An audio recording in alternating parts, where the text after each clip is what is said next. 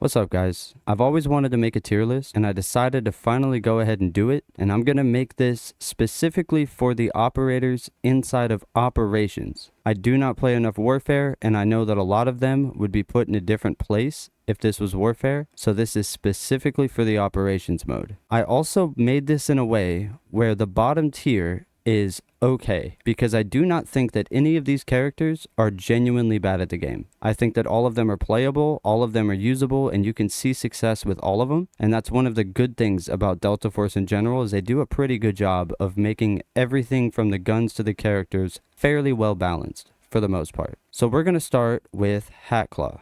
This is going to be controversial because I know a lot of people who play Hatclaw constantly and they main her and they believe that she is really good, but I do have an opinion. And at the end of the day, this is going to be my opinion. So if you guys don't agree with me, that's cool. Drop a comment down below. Let me know what you think. Why don't you agree with my pick? Because you might be the reason why it is that I decide to start playing a character that I didn't think was very good. Or you might be the reason why I take an S tier character and move him down a little bit. I'm totally cool with that. And I honestly hope to see some comments down there of you guys letting me know what you think. So starting with Hatclaw, her flashes are kind of weak. They're not great. I find that I can shoot them. I can turn away from them. They don't really get much effectiveness. And I kind of just think really more than anything, they're good for hit markers is about all they do. Her ultimate is not bad. It'll tell you what characters you're dealing with and what armor they have. But in order to get that information, you have to be very close to them, which can be kind of difficult at times. And if you're not close enough, it just gives you a really vague idea of where they're at, and it's not really very useful. They immediately know there's a Hatclaw nearby. The only real thing that I find it to be useful for is finding rats, but an entire ultimate dedicated to figuring out if somebody's camping under a desk or something just doesn't really make a lot of sense to me. Her passive is okay, like crouch walking faster and moving a little bit quieter. That's fine, but when I'm crouch walking, movement speed isn't my biggest concern. And if anything, it'll pull me away from my team because I move faster than them while I'm crouching, which isn't really great. So I don't find it to be the most useful thing in the world. It's okay for flanking, I guess, but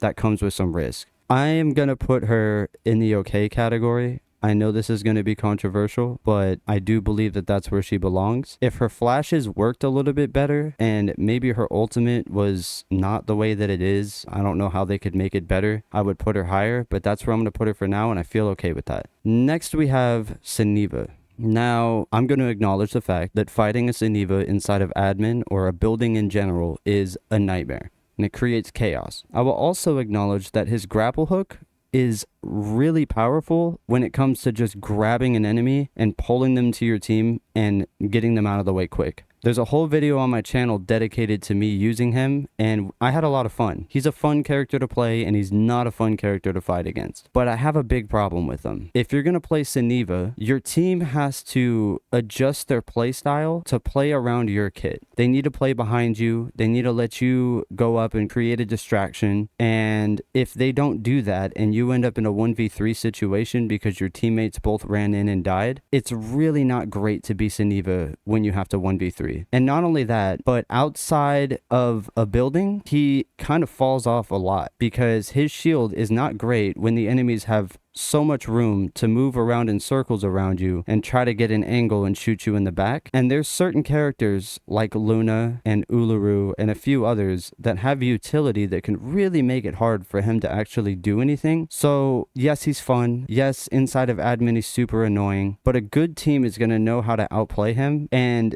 in order to get the most effectiveness out of his kit, you really have to have everybody on your team on the same page, which isn't great for people who A, don't know the game well enough to be able to do something like that, or B, if you're solo queuing and you're relying on randoms to actually like do the right thing. So I'm going to put him in the okay category as well, and I feel comfortable with that. Moving on to our next one, we're going to grab Stinger. I like Stinger when I'm running gear tickets and I'm using those med kits that come with the gear tickets because they're pretty bad. And he's really good for that, just healing himself, and he's good for sustain in general. Your teammates can get healed super fast and let you guys get reset quickly. He can heal himself in the middle of a fight super fast and get reset quickly. And his med gun is the highlight of his kit. His other abilities are both smokes. They're a little bit different than each other, but at the end of the day, it's the same thing. You're just smoking out everything. And this is really good for rotating, and this is really good when you're caught in the open or you need to res or anything like that. It's useful. But when you're actually fighting, throwing smoke just blinds everybody. So you don't find yourself using it very much unless you need to retreat. And so there's a lot of times where I'm playing Stinger and I wish I had something else to help me fight this team, and I just don't have it. So he's not the most effective when it comes to actually fighting somebody, but he's very good for just kind of helping everybody out and getting you guys around the map. So I'm going to take him and I'm going to put him in the good category. Next, we have Uluru. Uluru is fun to play. Honestly, I enjoy playing Uluru. His Molotovs do a lot of damage, and if you can catch somebody stuck in a room or stuck somewhere where they can't move, that Molotov is devastating. His cover that he puts down is honestly useless. I can't think of very many situations where his cover actually helped me. It's just not great. I mean, it can take some bullets and stuff, but like, I don't know, you shouldn't be in a situation where you need to rely on that to keep you alive. And his ultimate, the rocket that he shoots out, it's kind of hit and miss because people can shoot it down, just like Hatclaw's flashes, which a good team, if they see you shoot your rocket, are immediately going to try to shoot it down, and it happens all the time. And then it's useless and you basically wasted it. And even when it does hit, if they can move, then they just run away and it doesn't do a crazy amount of damage with the initial impact. So you kind of are relying on the bombs afterwards to finish off the people, and it's not great. So in general, he is good at just kind of being a nuisance, putting a lot of damage down, you know, punishing people that sort of turtle up in an area, but I wouldn't say that he's a meta character at all. So I'm going to put him in good as well. Now, who's next? Next, we're going to go for Tempest. Tempest is the newest character, and I can tell you that I played her exclusively for like the first 3 weeks of the season, and I really like her. She's super fun. Her ultimate is fantastic for giving you the opportunity to push into a team, try to secure a knock, do damage, do whatever you can, and do all of that with low risk because you just get pulled straight back and you can res yourself, and that's really, really nice. Her dodge roll is super good, especially in the middle of a fight. There's been plenty of times where I'm able to dash around, dodge roll around or whatever, and get a good angle on somebody when they're not expecting it, or dodge their bullets, or evade a grenade or whatever. She's really good for that. Her drill charges aren't great. Honestly, I was a little worried about them when I heard about what they were supposed to be able to do, and they're really easy to just walk away from. They take a long time to actually activate, and if you see them coming, just take a step to the side. It's not going to hit you, and even if it does, it literally does no damage. So all it's good for is to stun you a little bit. There's certain situations where maybe I can make use out of them, but it's something that I forget about most of the time, and I just wish she had just about anything else. The problem with Tempest is that, kind of like Saniva, if you're going to play her, you really have to have a team that's willing to play around her kit, because they have to be smart enough to know that you're going to ult, and you have to communicate that so that they back up, do not peek, and do not get themselves knocked, so that you can go in, take that fight, come back, and be able to res yourself and have your team hold for you. If even just one of your teammates decides to try to challenge while you're going in and they get knocked, you're in a bad situation, because that enemy team, if you didn't really do a lot of damage there, they're going to know that you're knocked, and they're going to know that they knocked your other teammate. Now they know that it's a 1v2 or a 1v3 or whatever, and they're just going to send it. And you're not going to get your res off. Your teammate's dead on the ground, and your other teammate is now having to fight the whole enemy team with full confidence. It's not a good situation. So I'm going to put her in the good category as well. She has use cases. She can be really fun, but she's a bit difficult. I'd say that she has a high skill ceiling. Also, you just have to have good aim. I mean, if you're going to play her and swing a team by yourself, you better be able to hit your shots, because if you can't, then you just wasted her ult and died for no reason. Now, we're going to go with Nox. Nox is one of those characters that I don't understand. I don't personally like Nox. I'm not gonna lie to you. I've tried to play him, and I just, for some reason, I can never make him work. His disc is super strong. It hits really hard, it does a lot of damage, and it makes people take longer to heal as well, which is really, really nice. His ultimate is pretty good when it comes to, first of all, just making the team panic, because once they hear a Nox ult, everybody starts kind of looking behind him, looking around, trying to figure out where's he coming from, and it's really good for getting them to kind of freak out and move around a little bit and start looking at different angles. The issue is, and this is why I can't seem to get him to work, playing Nox really kind of pushes pushes you to put yourself in a situation where you're essentially isolated. And there's been plenty of Noxes that pop their ult and think they're going to do some cheeky play on me on my team, and I just watch the angle I'm predicting he's going to come from, and he comes straight up the stairs or wherever, and I beam him and he dies, and I full kill him, and now his teammates cannot get to him, and he's just gone. It's GG for him, out of here. And I've had plenty of Nox teammates who pick Nox, pop their ult, run towards the enemy team, try to pull off a flank or some cheeky play, and then they get beamed, instantly dead, and now nobody can go help him, and he pretty much might as well just queue back up because we're not going to be able to get him up. He's a very high risk, high reward type of character, and so I would say he has a very high skill ceiling, and it also puts your other two teammates in a sketchy situation because these guys are going to be sitting there together, and Nox is going to say, oh, I'm going to go do some Nox stuff, and he's going to run away, and then these two are going to be like, okay, and now they're hoping that you can just manage to stay alive and not make any mistakes, and then they can come over and create some pressure when you're in a good position. But if you get found out before then, and you didn't really get yourself in a situation where you can not only stay alive but do damage, now these guys are going to have to try to 2v3 the team because you messed up. So I get that he's not bad, I get that it's a me problem, but I'm going to put him in good, and I feel pretty comfortable with that. So now we're going to go with Vyron. I mained Vyron the whole first season. Literally mained him. That was the only character I played. And they nerfed his bombs and it made me stop playing him as much. But I have to admit, Vyron is a really good character. And there's a few reasons for that. His dash is really nice in a fight. It can get you out of a bad situation. It can get you into a fight when you need to get there quickly. It can help you capitalize on a knock when you got one. And it's just really good for repositioning and changing up angles and just making you unpredictable. His ultimate, if you can hit with it, is really strong because it straight up knocks somebody on the ground and gets them out of the fight right away. And with his dash, you can go straight to them and finish them before they even have a chance to get up. And now one person's out of the fight immediately. It's really nice when you can get that to hit. His bombs are really good if a team is stuck in an area where they can't really move, but they don't have a crazy amount of range and they take quite a long time to actually go off. So a lot of times you'll throw them and they just won't really do as much as you wish they would. There's certain situations where they are really good though. The only problem I have with Vyron is that because of his dash, you'll put yourself in a situation where you're taking too much pressure and your teammates can't keep up. So it requires that you kind of pay more attention to what your teammates are doing and where they're at, because it's really easy to dash a little bit too far away and get yourself in a situation where you are being focused by the team. And there's plenty of Vyrons that I've fought that make that mistake. He's a very fun character to play. I would recommend giving him a try. I'm going to put him in the great tier. Next, we're going to go with D-Wolf. Now, D-Wolf has some interesting things going on. First of all, D-Wolf's ultimate is really nice for being able to either run away or run to your team. He's just really good at getting back and forth wherever he needs to be. He can be there if he has his ult. His grenades can go surprisingly far,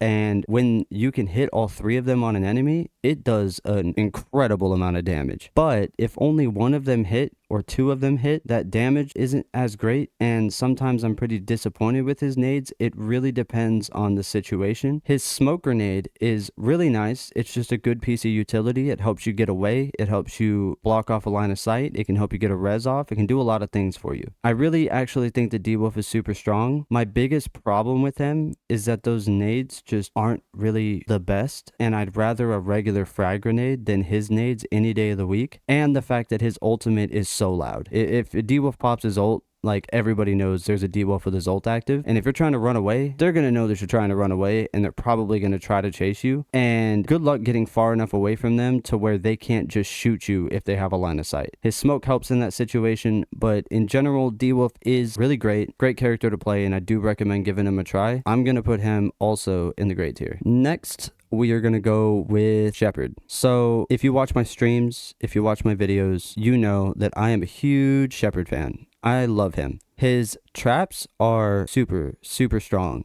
They do a lot of damage if somebody walks into them. They can completely stop people from pushing you. They are great for in the middle of a fight. You can throw it down and hit somebody with it and be the reason why they lose because it negates your armor completely. His ultimate is fantastic for giving your team a chance to reset or a chance to push. If you pop his ult and you need to get a res off, it gives you more than enough time to get that res off, get resituated, let your teammate start healing, and then you hold your traps and make it really hard for that team to actually get through. His grenades are fantastic. They have a very short fuse, and if you've watched my videos, you'll know that I have devastated some teams with Shepard grenades. I would say that that alone makes his kit just absolutely fantastic because those nades are brutal, dude. They're absolutely brutal. The only problem I have with him is that similar to Suniva and similar to Tempest, he's going to require quite a bit of teamwork to make him work because your teammates have to know that you're Shepard. You're going to put down traps wherever you think makes the most sense, and they need to play around those traps. If they decide to go way outside of your traps and push up, now your kit isn't quite as useful because they decided to leave your traps behind and you have to wait for them to recharge. On top of that, outside of a building, it's kind of hard to get full usefulness out of his kit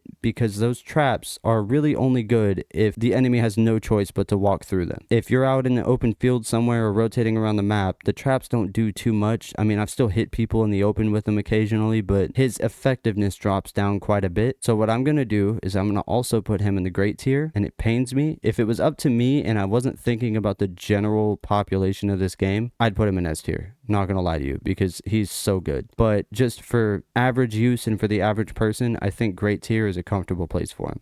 Now, we are going to go with Toxic. So, I thought about this a lot, and I've been playing the game a lot, and I've even played her quite a bit myself recently, just to make sure I have the right opinion of her. And I do believe that Toxic is going to be the first S tier pick. And hear me out. Her kit is a support kit. So, she is designed not to be the person that takes the fight herself, but she is the person that is supposed to help her team take the fight and play support. Her ultimate is disgusting. It can pretty much go through walls. It's almost impossible to dodge it sometimes, and you can see in some of my videos where like I try to get out of the way of her ult and it just straight up goes through walls, doorways, hallways. It doesn't, windows, doesn't matter. It's just gonna hit you, and when it does, you have to pull them all out manually, and it drains your health, which a team with a Toxic knows. Once you get hit with those, create pressure because that team is in a very bad situation and they have to decide to fight you with half health or to pull out the drones and give you the chance to close the distance and take space. Her smoke grenades are just really nice, similar to D-Wolf. Having smokes is just great. They have a blinding effect to them, which is pretty nice, and it's just an added bonus. I don't think it really matters that much, but it is kind of cool. And her tactical, honestly, is kind of just a nice little add-on. It's nothing crazy. It just makes your ADS faster and stuff like that. I think it makes your stamina regen faster, but it's just kind of one of those things that like I'll pop it and forget about it. But the reason she's S tier is because the combination of her ult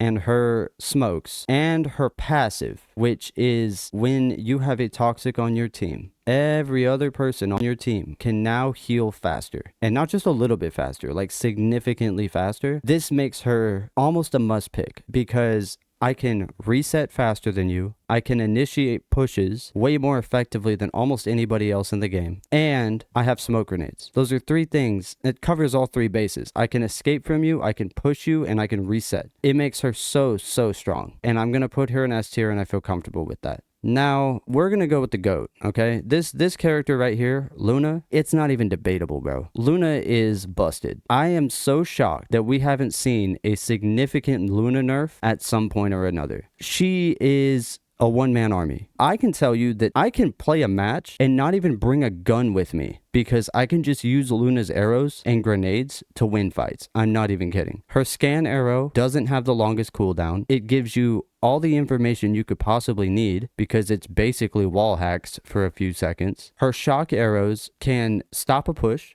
if it's happening. And not only that, but they can stick to enemies and put them in a really bad situation because similar to Toxic, they have to manually pull it out of them and it hurts. And her grenades are no different than Shepard's except for the timer for them is a little bit longer, so you have to cook them a little bit more. But honestly, that doesn't really matter that much. It's a longer time, yeah, but at the same time, it's still a grenade, and if it goes off with 1 second left on it and hits you in the face, it's gonna hurt the same. It doesn't really matter. I love Luna, and I would say if there was any character in the game that you need to play, it's her. Toxic is wonderful, but Luna is just a fighting machine. Every bit of her kit is useful, and on top of that, her passive, if you do damage to an enemy with your gun, with your arrow, with your grenade, doesn't matter what it is, if you do damage to them, it will show them through the wall just like wall hacks. And that is disgusting. Let's say you shoot a shock arrow into a doorway and the guy walks into it.